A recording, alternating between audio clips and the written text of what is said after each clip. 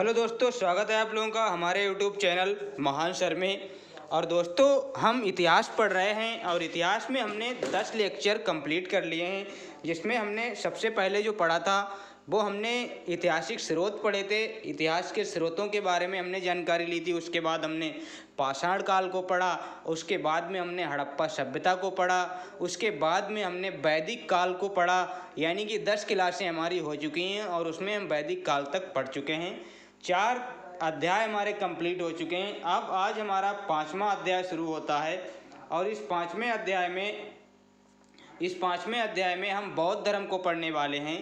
तो बौद्ध धर्म को स्टार्ट करते हैं और बिल्कुल आसान भाषा में समझेंगे, बिल्कुल भी इसकी टेक्निकलिटीज में नहीं जाएंगे, कुछ भी ऐसा वैसा करने की कोशिश नहीं करेंगे जिससे हम जो पढ़ रहे हैं वो हमें समझने में दिक्कत हो। बिल्कुल आसान भाषा में समझेंगे। तो वीडियो को स्टार्ट करते हैं। और स्टार्ट करने से पहले आप लोगों से एक गुजारिश है कि अगर अभी तक आप लोगों ने हमारे चैनल को सब्सक्राइब नहीं किया है तो चैनल को सब्सक्राइब कर लें और बेल आइकन को भी प्रेस कर लें ताकि वीडियो की नोटिफिकेशन आप लोगों को मिलती रहे। अब शुरू करते हैं। क्या है, सबसे पहले बौद्ध धर्म का परिचय देख लेते हैं कि बौद्ध धर्म का आखिर परिचय क्या है। मतलब बौद्ध धर्म की जो बेसिक बातें हैं वो हम देख लेते हैं। तो इसके जो संस्थापक हैं वो आपके कौन है? संस्थापक आप सबसे पहले देख लीजिए, गौतम बुद्ध इसके संस्थापक हैं। और इन गौतम बुद्ध को क्या बोला जाता है दोस्तों?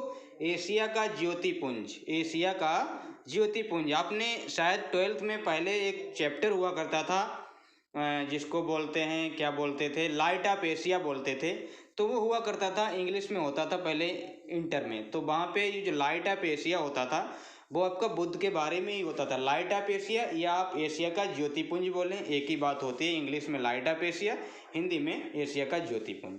तो इनके बारे में पढ़ते हैं क्योंकि इन्हीं से बौद्ध धर्म की स्टार्टिंग है। यही बौद्ध धर्म के कर्ता धर्ता है, यही बौद्ध धर्म के संस्थापक हैं। तो इनका जो जन्म होता है दोस्तों, मैंने यहाँ पे एक एक चीज़ लिख के लाया हूँ। जन्म होता है वो 563 BC में होता है, ये मैंने यहाँ पे लिखा है। और लुम्बिनी ग्राम में होता है। कपिल वस्तु, कहाँ? लुम्बिनी ग्राम कपिल वस्तु। वर्तमान आपका कहाँ पड़ता है? नेपाल में। वर्तमान नेपाल में एक गांव है मतलब लुम्बिनी, तो वहाँ इनका जन्म हुआ था। इनके जो पिता थे वो कौन थे? शुद्धोधन थे। और वो शाक्य गणराज्य के प्रधान थे। किसके थे? शाक्य गणराज्य के। यहाँ पे क्या लिखा है? शाक्य गण। ये बात आप लोगों को बहुत अच्छे से याद होनी चाहिए कि वो किस गण के आपके प्रधान थे, किस गण के राजा थे। तो वो शाक्य गण के राजा थे, ये शाक्य गण के क्षत्रिय थे। ये बात आपको याद रखना है। और इनका जो मूल नाम था दोस्तों वो आपका क्या था? सिद्धार्थ नाम इनका था। बचपन का नाम इनका सिद्धार्थ था, बाद में इनका नाम गौतम बुद्ध पड़ता है। तो ये बातें बहुत इंपॉर्टेंट हैं और याद रखना। इनकी जो माता थी उनका नाम महामाया था। क्या? इनकी जो माता थी उनका नाम क्या था? महामाया था। मैं थोड़ा सा पेन छोटा कर लेता हूँ। इनकी जो माता थी महामाया, कोलियगढ़ की राजकुमारी। कहाँ की? कोलियगढ़ की राजकुमारी। और हुआ क्या था, जब गौतम बुद्ध का जन्म होता है तो 7 दिन बाद इन मृत्यु हो जाती है। 7 दिन बाद किसकी मृत्यु हो जाती है? इनकी माता की। जैसे कि इनका जन्म होता है गौतम बुद्ध का, माता जी का 7 दिन के बाद देहांत हो जाता है, यानी कि मृत्यु हो जाती है। इनको कौन पालता है? इनकी एक मौसी होती है। मौसी महाप्रजापति गौतमी द्वारा इनका पालन पोषण होता है। फिर इनकी जो शादी होती है वो 16वें वर्ष में होती है। जब ये 16 वर्ष की अवस्था में होते हैं तब इनकी शादी होती है। और शादी जो होती है वो यशोधरा नामक लड़की से होती है। यशोधरा नाम की एक स्त्री होती है, उनसे शादी होती है। फिर इनका एक पुत्र होता है। पुत्र का नाम इनके राहुल होता है। इनका एक सारथी होता है। सारथी कौन होता है? घोड़ा। सारथी मतलब होता है चन्ना, और घोड़े का नाम होता है कंटक। मतलब सारथी कौन होता है? जो रथ चलाता है वो आपका कौन होता है? चन्ना होता है। और एक इनका पसंदीदा एक घोड़ा होता है जो कि चन्ना साथ में रखता था इनके लिए, मतलब वो घोड़ा इनके साथ में ही रहता था, तो वो कंठक था। ये मतलब इनके प्रिय, मतलब दो एक तरीके से फ्रेंड मान लीजिए इनके। कौन थे फ्रेंड आपके? चन्ना और घोड़ा। और घोड़े का नाम क्या था? कंठक। ये एग्जाम में पूछ लिया जाता है। और इन्होंने गृह त्याग कब किया था? जब ये घर से निकल गए थे ज्ञान प्राप्ति के लिए। तो वो पूछा जाता है कि वो कौन से वर्ष में निकले थे और उस घटना को क्या कहा जाता है। तो उस घटना को क्या कहा जाता है? महाविनिष्क्रमण। और ये 29 वर्ष की अवस्था में अपने घर को छोड़ के चल दिए थे। किस वर्ष की? 29 वर्ष की अवस्था में। अब ये जब ये निकले वहाँ से तो कहीं ना कहीं तो गए होंगे। कहीं ना कहीं इन्होंने तपस्थल किया होगा। तो ये सबसे पहले कहाँ पे इन्होंने तपस्थल किया, वो इन्होंने कहाँ पे तपस्थल किया, सबसे पहले नहीं, लेकिन जो इनका जहाँ पे इनको ज्ञान प्राप्ति होती है उस चीज़ की बात करते हैं। तो इन्होंने जो तप स्थल किया वो उरुवेला में, इनको उरुवेला ये क्या है, बोध गया। बोध गया में एक स्थान है आपका उरुवेला, और ये बोध गया कहाँ है, ये आपका बिहार में है। कहाँ है ये आपका बोध गया आपका कहाँ है, बिहार में है। तो वहाँ इन्हें क्या मिल, एक पीपल का वृक्ष है जिसको बोधि वृक्ष बोला जाता है। बोधि वृक्ष क्यों, बुद्ध के नाम पे उसका नाम बोधि वृक्ष पड़ गया है। और ये निरंजना नदी के किनारे इनको क्या है, इनका ये तपस्थल था, वहीं इनको ज्ञान की प्राप्ति होती है। ज्ञान की प्राप्ति क्या है, 35 वर्ष में इनको ज्ञान की प्राप्ति होती है। और यानी कि 6 वर्ष इनको लग गए, 29 वर्ष में गए थे, 35 वर्ष में ज्ञान प्राप्त हुआ।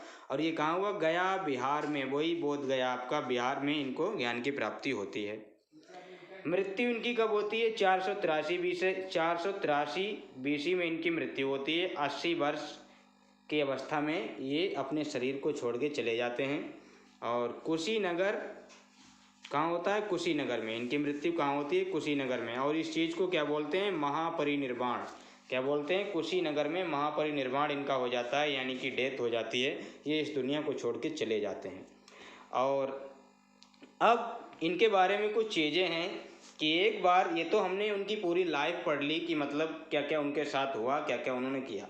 अब इनके साथ कुछ क्या घटनाएं जुड़ी हैं, जैसे कि इन्होंने एक बार चार दृश्य देखे थे, सैर यात्रा के 4 दृश्य। जब ये यात्रा करने के लिए निकले थे, पहली बार घर से बाहर निकले थे, तो इन्होंने 4 व्यक्ति देखे थे, 4 दृश्य देखे थे। उनमें जो 4 दृश्य थे उनका एक एक करके मैं बताता हूँ। एक तो आपका क्या था, इन्होंने सबसे पहले बूढ़ा व्यक्ति देखा। अब बूढ़ा व्यक्ति देखा, अब देखा क्या, बात ऐसी थी, इनकी भविष्यवाणी हुई थी कि ये बच्चा या तो कोई राजा बनेगा या फिर बहुत बड़ा सन्यासी बनेगा। अब इनके पिताजी जी थे, वो तो चाहते थे कि ये राजा बने, लेकिन ये क्या बनना चाहते थे, ये आपका सन्यासी बनना चाहते थे। इनको क्या था जीवन में, मतलब क्या था, एक तरीके से बोल सकता हूँ कि शांति चाहिए थी, सुख की प्राप्ति करना ये चाहते थे। अब ये सुख की प्राप्ति तो अपने घर में भी कर सकते थे क्योंकि राजा के पुत्र हैं, लेकिन इनको वहाँ पे कुछ अच्छा नहीं लग रहा था। तो एक दिन इनका मन होता है कि मैं बाहर निकल के देखूँ क्या है। और इनके पिताजी ने इनको कभी बाहर निकलने नहीं दिया था। क्यों, क्योंकि अगर ये बाहर निकलते तो लोगों को देखते तो कुछ लोग इन्हें परेशान भी नज़र आते, कुछ लोग बीमार भी दिखते, तो इन्हें भी चिंता हो सकती थी कि अरे कोई बीमार भी होता है, कोई परेशान भी होता है। तो ऐसी कोई चीज़ भी उन्होंने इनको देखने नहीं दी थी जिससे इनको ऐसा लगे कि इंसान के साथ ये क्या क्या घटनाएं होती रहती हैं। तो जब ये निकले, तो ये पहली बार जब निकले तो एक इन्होंने बूढ़ा व्यक्ति देखा। अब ये इनके साथ में चन्ना भी था और घोड़ा इनका कंठक। तो चन्ना इनका साथ था, सारथी था वो। तो ये बूढ़े व्यक्ति को जब देखते हैं तो पूछते हैं कि ये व्यक्ति कौन है, और इसकी तो बड़ी खाल मतलब लटक उटक रही है, ये क्या है माजरा। तो चन्ना कहता है कि ये मतलब एक एज होती है और हर इंसान कभी ना कभी बूढ़ा होता है, और जब वो बूढ़ा होता है तो इसी तरह उसकी जो है खाल लटकने लगती है। तो गौतम बुद्ध बोलते हैं आदमी बूढ़ा भी होता है। अब चन्ना सोच रहा है कि ये क्या मूर्ख व्यक्ति है, मतलब इसको कुछ पता ही नहीं है। फिर आगे बढ़ते हैं, कहते हैं कि एक बीमार व्यक्ति उनको मिलता है। क्या मिलता है, एक बीमार व्यक्ति। जब उसको वो देखते हैं और उसको जो बीमारी होती है ना, वो होती है आपकी एक तरीके से क्या बोलते हैं, जिससे खुजली टाइप में बोलते हैं। उसके पूरे शरीर से कुछ ना कुछ मतलब एक तरीके से वो क्या चेचक वगैरह की बीमारी पूरे शरीर पे उसके वो चीज़ होती है।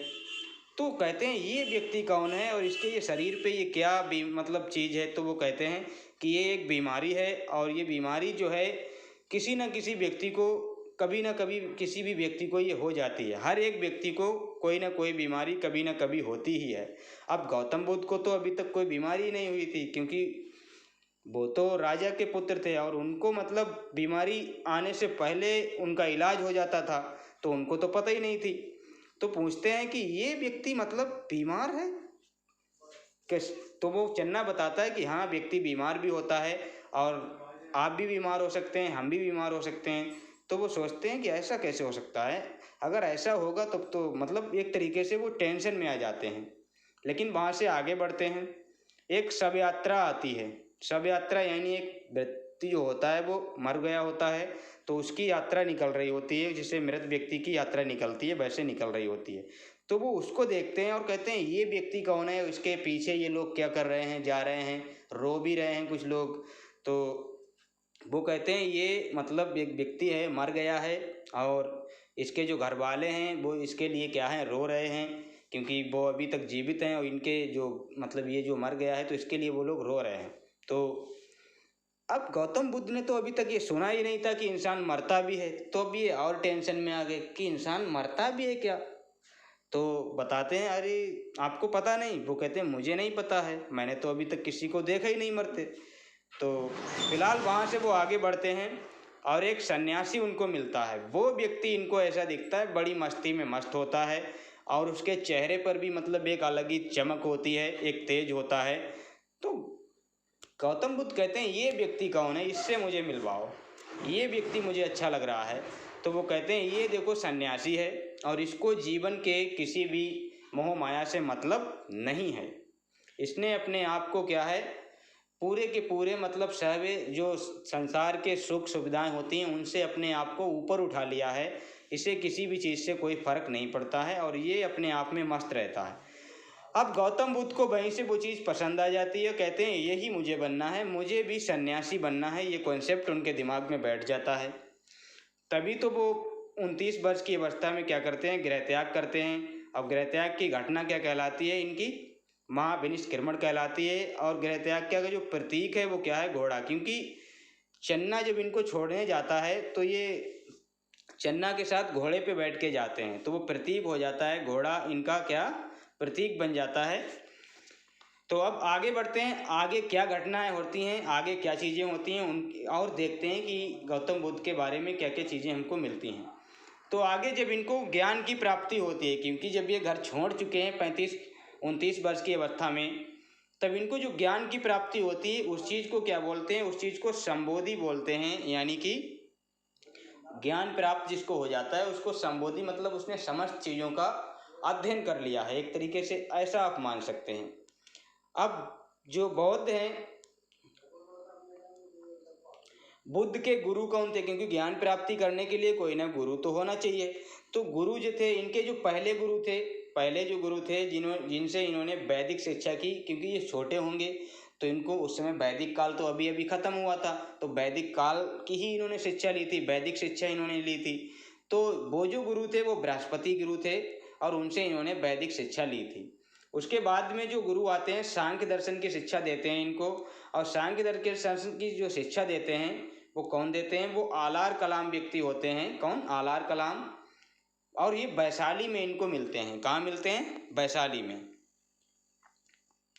इसके बाद योग दर्शन की जो शिक्षा, मतलब योग करना, एक तरीके से एक्सरसाइज करना, इसकी जो शिक्षा कौन देता है, ये रुद्रक रामपुत्र देते हैं। और ये इनको कहाँ मिलते हैं, राजगृह में मिलते हैं, वहाँ इनको ये गुरु बना लेते हैं। आलार कलाम ने क्या दिया था, सांख्य दर्शन। सांख्य दर्शन किसका है, कपिल मुनि का है दोस्तों, याद रखना, कपिल मुनि का ये सांख्य दर्शन है, वही शिक्षा आलार कलाम ने इनको दी थी। अब जब ये निकले थे ज्ञान प्राप्ति के लिए, अलग अलग जगह पे ये गए थे, तो इनको 5 ब्राह्मण मिले थे। क्या मिले थे, 5 ब्राह्मण मिलते हैं। और उन ब्राह्मणों के नाम क्या हैं, कौंडिन्य है, बप्पा है, भादिया है, महानामा है, अशागी है। ये इंपॉर्टेंट नहीं है, मतलब ये पता होना चाहिए कि 5 ब्राह्मण मिलते हैं। और ये कहाँ मिलते हैं, उरुवेला में मिलते हैं। ये मैंने यहाँ पे इमेज भी लगा दिया है, 5 ब्राह्मण मिलते हैं। तो ये इनको 5 ब्राह्मण मिलते हैं। अब नेक्स्ट देखते हैं, नेक्स्ट क्या होता है कि 6 वर्ष की कठिन तपस्या के बाद, जब ये 6 वर्ष अपनी तपस्या कर चुके होते हैं, तब इनको 35 वर्ष की अवस्था में ज्ञान की प्राप्ति होती है। कहाँ, गया, बिहार में। और वो दिन होता है वैशाख पूर्णिमा की रात होती है, और पीपल का वृक्ष होता है, निरंजना नदी होती है। इनके बारे में एक बहुत अच्छा वो मिलता है कि इनको ज्ञान, इनका जन्म भी वैशाख पूर्णिमा को हुआ, इन्होंने घर भी वैशाख पूर्णिमा को ही छोड़ा, इन्होंने एक शादी भी वैशाख पूर्णिमा को ही की, और इनका क्या है, जो इनकी डेथ होती है वो भी वैशाख पूर्णिमा को ही होती है। मतलब इनके जितने भी इम्पोर्टेंट फैक्ट हैं वो वैशाख पूर्णिमा के दिन ही होते हैं। ये मतलब ऐसा एक कोई लॉजिक रहा है, पता नहीं ऐसा क्या रहा है, लेकिन कोई ना कोई लॉजिक तो रहा होगा, कुछ रहा होगा लॉजिक, क्योंकि लॉजिक तो कुछ भी हो सकता है, होने को कुछ भी होता है। और निरंजना नदी के पास जब इनको ज्ञान प्राप्त हो जाता है 6 वर्ष में, तब इनका नाम क्या हो जाता है, सिद्धार्थ से गौतम बुद्ध, यानी कि बुद्ध पड़ जाता है नाम। और स्थान क्या है, बोध गया। और प्रतीक क्या है, पीपल वृक्ष। ज्ञान प्राप्ति का जो प्रतीक है वो पीपल का वृक्ष है, और घर छोड़ने का जो प्रतीक है वो घोड़ा है। तो ये चीज़ें आप याद रखना। उसको बोधि वृक्ष भी कहते हैं, पीपल वृक्ष को ही बोधि वृक्ष बोलते हैं। संक्षिप्त बुद्ध चरित, इनको मतलब क्या है, ज्ञान की प्राप्ति होती है तो इनको बुद्धत्व प्राप्ति हो जाती है, यानी अब इनको समस्त चीज़ें ज्ञान हो गई हैं, सारी चीज़ें इनको ज्ञात हो गई हैं और इनको किसी भी चीज़ से कोई भी मतलब नहीं रह गया है। नेक्स्ट क्या है, फिर जब ये ज्ञान प्राप्त हो जाता है तब ये किसी न किसी को उपदेश तो देंगे, क्योंकि जब आप शिक्षा प्राप्त कर लेते हैं तो आप भी किसी न किसी को वो शिक्षा तो देते ही देते हैं। तो इन्होंने कॉन्सेप्ट अपना बना लिया, क्या बना लिया कि अब मैं दुनिया को सबक सिखाऊंगा, दुनिया को उपदेश दूंगा, दुनिया को ज्ञान बांटूंगा, क्योंकि मैंने जो चीज़ सीख ली है वो मैं सबको सिखा दूंगा। जैसा कि आजकल आपने यूट्यूब पे देखा होगा, एक व्यक्ति हैं संदीप माहेश्वरी, जिनका मतलब सेम लॉजिक है कि उन्होंने जो कुछ भी अपने जीवन में सीखा है वो भी लोगों को फ्री में सिखाने की कोशिश कर रहे हैं। तो संदीप माहेश्वरी मतलब, हालांकि मैं उनकी तुलना गौतम बुद्ध से नहीं कर रहा हूँ, लेकिन आज के टाइम पे मतलब वो एक ऐसे व्यक्ति हैं जो हर एक व्यक्ति को मोटिवेट करने के लिए, मतलब अगर कोई मोटिवेशन चाहता है तो फिर वो संदीप को ही ढूंढता है। तो वहाँ से हटते हैं, अपने टॉपिक पे आते हैं। और टॉपिक क्या है, इन्होंने जो प्रथम उपदेश दिया वो ऋषिपत्तनम में दिया। कहाँ, ऋषिपत्तनम, सारनाथ में है ये ऋषिपत्तनम। कहाँ है, सारनाथ में। तो वहाँ पे इन्होंने पहला उपदेश दिया। और जो सर्वाधिक उपदेश इन्होंने दिए वो श्रावस्ती में, सर्वाधिक श्रावस्ती, थोड़ा सा ट्रिक पर पकड़िए, सर्वाधिक यानी कि श्रावस्ती। और पहला आपका कहाँ पे, ऋषिपत्तनम में, पहला पत्तनम में, ऐसे याद कर सकते हैं। और ये श्रावस्ती क्या है, कौशल की राजधानी थी, एक जो कौशल राज्य था उसकी राजधानी थी। और अंतिम उपदेश जो इन्होंने दिया वो आपका सुभद्र को दिया। और कहाँ दिया, कुशीनगर में दिया। अंतिम उपदेश कुशीनगर में, क्योंकि कुशीनगर में तो इनकी मृत्यु होती है। कहाँ होती है, कुशीनगर में इनकी मृत्यु होती है। तो अंतिम उपदेश ये सुभद्र को देते हैं। और ये इनके जो उपदेश हैं वो किस भाषा में, इन्होंने सारा का कुछ अपना पाली भाषा में दिया है। ये पाली भाषा, क्योंकि उस समय संस्कृत चल रही थी, संस्कृत से थोड़ा जो चेंज होकर भाषा आई थी वो पाली भाषा आई थी। ये पाली क्या थी, मतलब संस्कृत थोड़ी टिपिकल भाषा थी, तो इन्होंने लोगों को समझाने के लिए अपनी लैंग्वेज में बताना शुरू किया था। तो वो भाषा आपकी पाली भाषा कहलाई थी। तो बौद्ध धर्म सारा का सारा आपका पाली भाषा में है। अब वाराणसी में इन्होंने क्या किया, यज्ञ श्रेष्ठी को ज्ञान दिया। अब ये ज्ञान ही बांट रहे हैं, सबको ज्ञान बांटते जा रहे हैं।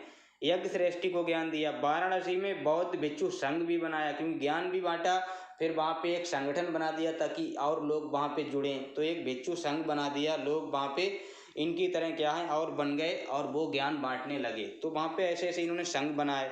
अब इन्होंने एक वैशाली में भी संघ बनाया। वैशाली में क्या बनाया, बौद्ध भिक्षुणी संघ, मतलब महिलाओं के लिए भी एक संघ बना दिया। किसके कहने पे बनाया था, ये अपने भाई आनंद के कहने पे इन्होंने बनाया था। किसके, आनंद इनके एक भाई थे, उनके कहने पर इन्होंने बना दिया था। अब इस संघ से जुड़ी जो महिलाएं थीं, यहाँ पे जो बौद्ध भिक्षुणी संघ है इससे कुछ महिलाएं जुड़ी थीं। तो जो पहले महिला जुड़ी थी वो आपकी इनकी मौसी थी, प्रजापति गौतमी पहली महिला थी। उसके बाद में आम्रपाली जुड़ी थी। आम्रपाली ये कौन थी, ये आपकी वैशाली की एक वेश्या थी, वो भी इनके धर्म में आ जाती है, इनके मतलब उपदेश सुन के इनकी शरण में आ जाती है। तो वो इस संघ को ज्वाइन कर लेती हैं, शामिल हो जाती हैं। अब सर्वाधिक वर्षावास, वर्षावास मतलब जब भी पानी बरसता था तो ये कहाँ सबसे ज़्यादा रुकते थे, तो ये सबसे ज़्यादा जब पानी बरसता तो कहाँ रुकते थे, सबसे ज़्यादा उपदेश कहाँ दिए, सबसे ज़्यादा इनके चाहने वाले कहाँ पे थे, सबसे ज़्यादा इनके मानने वाले कहाँ पे थे, सबसे ज़्यादा इनके अनुयायी कहाँ पे थे। तो ये सारा का सारा सबसे ज़्यादा की बात आ जाए तो श्रावस्ती में आप इसका आंसर लगा सकते हैं। श्रावस्ती में इनके सबसे ज़्यादा उपदेश थे, सबसे ज़्यादा वर्षावास बिताए, सबसे ज़्यादा अनुयायी इनके वहीं थे। और जो अंतिम पूछा जाए, अंतिम आपका कहाँ पे इनका वर्षावास है, कुशीनगर में है। क्यों, क्योंकि इनकी वहीं पे डेथ हो जाती है, वहीं पे इनकी मृत्यु हो जाती है। तो अंतिम यहाँ बिताया था इन्होंने। ये देखिए इमेज में आप लोगों को दिख रहा होगा, ये बौद्ध भिक्षुणी संघ में ये आपकी क्या है, महिलाएं जुड़ी हुई हैं, तो आप लोगों को दिख भी रहा होगा। अब चर्चित अनुयायी इनके कौन से हैं, मतलब कुछ फेमस आपके अनुयायी होते हैं जो बहुत ग्रेट होते हैं। तो प्रथम आपका कौन है, तपस्वी है, और एक आपका कौन है, कल्लिक। ये आपके इनके फेमस कुछ मतलब जो बहुत ज़्यादा इम्पोर्टेंट आपके क्या हैं, इनके अनुयायी थे। और अन्य आपके क्या, जैसे बिंबिसार एक राजा होता है, प्रसन्नजीत है, उदयन है, ये आपके राजा हैं, क्योंकि ये भी आपके क्या हैं, प्रसिद्ध है ना, राजा हैं। तो सबसे पहला जो है वो बिंबिसार है, बिंबिसार को इन्होंने सबसे पहले अपना ज्ञान दिया था अगर राजाओं के मामले में पूछा जाए। प्रसन्नजीत, उदयन को भी इन्होंने मतलब क्या है, ये धर्म, बौद्ध धर्म को मानते थे। तो आगे बढ़ते हैं, आगे क्या बढ़ते हैं, इनकी मृत्यु जो होती है, मृत्यु कब होती है इनकी, और मृत्यु की घटना को क्या बोलते हैं, महापरिनिर्वाण, कुशीनगर में होती है। मल्ल राजा कौन होता है, मल्ल राजा होता है। तो वहाँ पे कुशीनगर में एक स्थान है मल्ल, वहाँ पे इनका क्या होता है, देहांत हो जाता है। और प्रतीक क्या है, स्तूप है। स्तूप बुद्ध को 8 भागों में बांटकर 8 स्तूप बनाए गए। स्तूप क्या है, जैसे जब इनकी मृत्यु हो गई तो इनके जो शेष बचे, अस्थियां बची, उनको क्या है अलग अलग 8 भागों में बांट लिया गया और अलग अलग जगह पे उनकी क्या है एक तरीके से समाधियां बना दी। एक उनको स्तूप बोला जाता है, आपका बौद्ध धर्म में स्तूप बोला जाता है। और उनके कुछ डिजाइन भी अलग ही होता है, स्ट्रक्चर कुछ अलग होता है। तो इनका अंतिम संस्कार किसने कराया था, अंतिम संस्कार मल्ल राजा द्वारा हुआ था, क्योंकि ये मल्ल कुशीनगर में इनकी डेथ होती है तो वही राजा इनका अंतिम संस्कार कराता है। अब ये देखिए, ये इनके अंतिम मतलब क्या है, इनकी डेथ की एक इमेज है कि ये डेथ हुए थे। अब इनकी कुछ घटनाएं हैं, कुछ प्रतीक हैं, जैसे कि जब ये गर्भ में थे तब इनकी जो घटना मान, तब इसका जो प्रतीक माना जाता है वो आपका हाथी माना जाता है। जब इनका जन्म हो गया तो उसका प्रतीक कमल को मानते हैं। जब ये जवान थे तो उसकी यौवन अवस्था का जो प्रतीक है वो आपका क्या है, सांड है। गृह त्याग का घोड़ा है, घोड़ा क्या, वही आपका प्रतीक है ना, कौन था, कंठक, घोड़े का नाम इनके क्या था, कंठक। अब ज्ञान प्राप्ति जब होती है तो पीपल के वृक्ष के नीचे होती है। और ज्ञान का ये जो प्रसार करते हैं इस चीज़ को क्या कहते हैं, शेर। इसका जो प्रतीक होता है वो शेर होता है। और जब इनकी मृत्यु हो जाती है उसको क्या बोलते हैं, पदचिन्ह। निर्वाण को ये जो प्राप्त हो जाते हैं उसको पदचिन्ह बोलते हैं। और महापरिनिर्वाण, जब इनकी मतलब महापरिनिर्वाण बोले तो जब इनकी डेथ हो जाती है, इनकी अस्थियां जल जाती हैं और उनको अलग अलग भागों में स्तूप बना दिया जाता है तो उसको बोलते हैं स्तूप। ये इनके क्या है, अलग अलग प्रतीक हैं। अगर महापरिनिर्वाण का पूछे तो आपका क्या है, स्तूप है। निर्वाण का पूछें तो पद चिन्ह है। ज्ञान का शेर, ज्ञान प्राप्ति का, ज्ञान प्रसार का शेर है। और ज्ञान प्राप्ति का आपका पीपल है, क्योंकि ज्ञान प्राप्त कहाँ हुआ, पीपल के वृक्ष के नीचे। तो ये सारी बातें हैं इनके बारे में। तो गौतम बुद्ध के बारे में आज के लिए इतना ही रखते हैं। आगे इनका हम पढ़ेंगे, इनका साहित्य क्या था, गौतम बुद्ध को मानने वाले कितने लोग थे, और गौतम बुद्ध से जुड़ी हुई चीज़ें, इनके अष्टांगिक मार्ग, इनके जो भी इनकी शिक्षाएं हैं वो देखेंगे। तो अभी के लिए thanks for watching our video. तो अगर आप लोगों ने अभी तक हमारे चैनल को सब्सक्राइब नहीं किया है दोस्तों, तो चैनल को सब्सक्राइब कर लें और बेल आइकन को भी प्रेस कर लें ताकि वीडियो की नोटिफिकेशन आप लोगों को मिलती रहे और आप लोग सबसे पहले हमारी वीडियो को देख पाएँ। और दोस्तों इसकी PDF आप लोगों को मैं हूबहू उपलब्ध कराता हूँ। अगर किसी को नहीं मिल पा रही है तो वो टेलीग्राम पे मुझे कमेंट कर दे कि सर PDF नहीं मिल पा रही है, तो मैं वहाँ पे इसकी PDF डाल दूँगा। लेकिन आपको वहाँ पे कमेंट तो करना होगा। और टेलीग्राम चैनल हमारा क्या है, हमारा टेलीग्राम चैनल हमारा ये है, महान सर के नाम से है। अगर यहाँ पर भी आपको नहीं कमेंट करना है तो आप वीडियो में ही कमेंट कर दीजिए कि सर इसकी PDF का लिंक दे दीजिए, मैं वहाँ पे भी आपका PDF का लिंक दे दूँगा और आप लोग वहाँ से डाउनलोड कर पाएंगे। तो अभी के लिए थैंक यू, मिलते हैं नेक्स्ट वीडियो में।